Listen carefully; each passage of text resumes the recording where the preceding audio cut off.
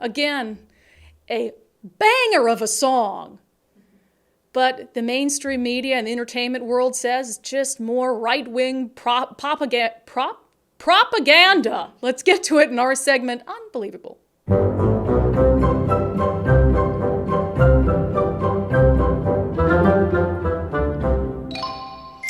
So there is an unsigned artist, probably you've never heard of him before this, I imagine, Oliver Anthony, who came out with a song, and it's been all over social media. I saw it like a million times on Instagram over the weekend and on Twitter.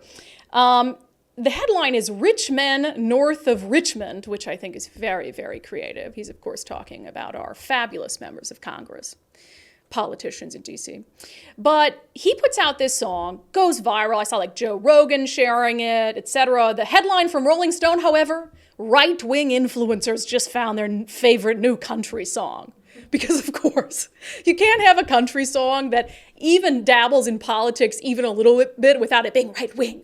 So, Nicole, you have pulled out some lyrics from this song, which I'm glad you wrote them down because I've listened to the song and it's kind of hard to understand. Like, these lyrics didn't pop out to me. He's got like a deep South accent. He's got a deep accent. Oh, he does. I mean, he's a great singer. So I thought we'd just read some of them. Okay.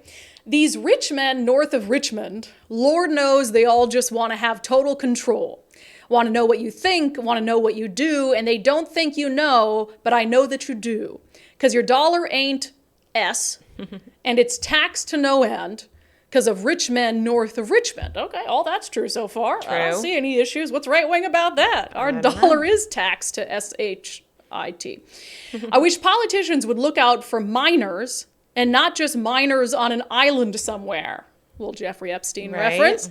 Lord, we get folks in the street, ain't got nothing to eat, and the obese milking welfare. That's a strong lyric. Gets even stronger. Well, God, if you're 5'3" and you're 300 pounds, taxes ought not pay for your bag of fudge rounds. Okay. All right, that's a little mean. However, I've heard many a rap song with much worse, mean lyrics. And it's not totally untrue. Right? Young men are putting themselves 6 feet in the ground because all this damn country does is keep on kicking them down. Lord, it's a damn shame what the world's gotten to for people like me and people like you. Wish I could just wake up and it not be true, but it is, oh it is. So that's just a little sampling of it. Look, he's sharing his opinion as a man who lives in the South with people working themselves to death, only to have their dollar taxed to you-know-what, and to have people who are taking advantage of the welfare system in this country who are perfectly capable of working but choose not to. So I don't see anything right-wing about that. Like I always say on the show, if that's right-wing, sign me up. Well, I think they're also just upset about this Jason Aldean song that it's been number one for 2 months now because of the controversy around it. So whatever they were trying to cancel him over only helped him, right? And let's pull that up because we talked about on the show before. We talked about Jason Aldean had tried that in a small town. It was basically this song about, hey, you know, all these riots and all this stuff that we see on the news. Try that in a small town and see what happens. And then they painted it as pro-lynching because he shot it in front of a courthouse that in 1927 there was a lynching, as if he was supposed to know what happened at that courthouse 100 years ago. So CMT removed his video, and as you said, it just shot his song to number one. Oh yeah, and I mean he has a concert here actually next month on your wedding day.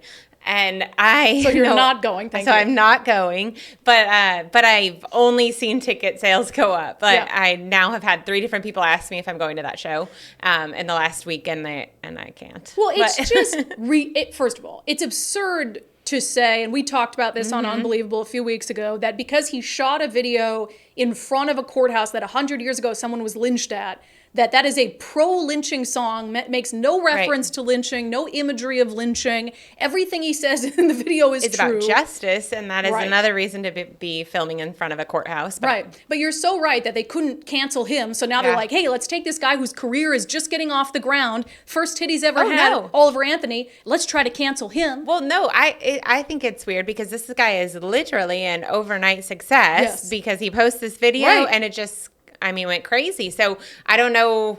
I mean, he definitely wasn't on his way to success yet. He wasn't there. No, but he he's just good. did it on his own. And now he's home. got people offering to, John Rich, I think, is offering to produce all of his music. And I mean, it did nothing but help him. So I don't know what the point of this is. But I think it shows how disconnected the media is, because it wasn't just, so that was Rolling Stone, but even the Seattle Times did a reprint from the New York Daily News. The headline, newly released country song, Rich Men North of Richmond, from unknown artist instantly becomes a right-wing anthem. And in the article, they use a picture of Marjorie Taylor Greene. I know. It's like, not the dude who sang the song? Is it a right-wing anthem, or is it American anthem? Or is it something Like you an just don't like?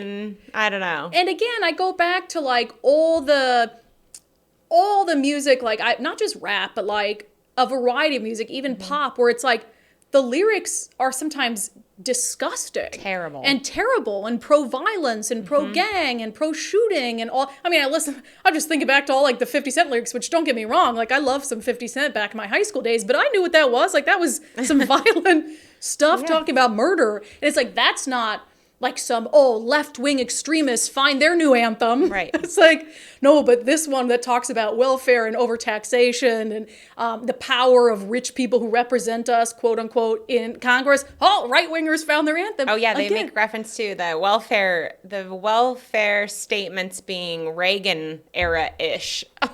For the love. But again, I go back to saying, it's only helping these people. So obviously the media is so out of touch because they're like right wing. And then these individuals like find success unlike they've ever seen.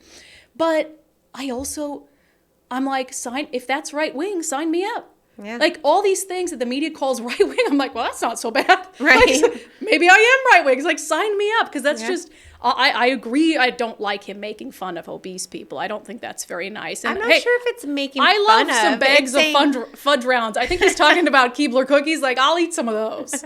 I think, though, it's pointing out that you're encouraging this behavior, and people are dying because of it, and you have no remorse over that, right? So there's all these other things you claim to have, care about people, but then you're like, these people are just being supported on welfare and not encouraged to get healthier, get busier. Right. And then anytime Republicans want to say, hey, maybe we need more work requirements or, requirements to show that you're making an effort at work if you're able-bodied, then Democrats are like, oh, that's terrible or that's racist or whatever it is.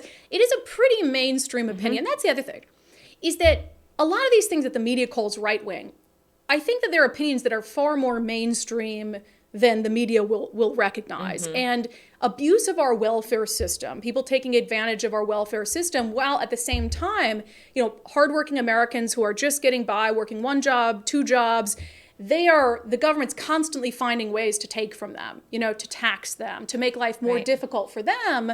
And that's unfair. And I think that's a very reasonable mainstream opinion. And so for the media to instantly say, oh, that's right wing, it's like, how out of touch are you? Right. How out of touch are you with everyday Americans? And so that's why we do this show, by the way, because we can't stand to exist in that space anymore. But it's absolutely unbelievable. Right. But please, I'm sure this guy's like, hey, keep calling my song right wing. And go listen to it. It's a pretty decent song, and we can't play it because YouTube would yank our videos. But go listen to it. It's a pretty good song. Give him a hit. Give him a little hit. Download. What do kids download music on these days? Still iTunes? I guess if you download it, I think people just listen on like Spotify and listen to it. Good for him. But absolutely unbelievable that the media continues to. Anytime anyone who even seems like a Republican has any sort of success in the entertainment industry, right wing, pro lynching, racist, unbelievable.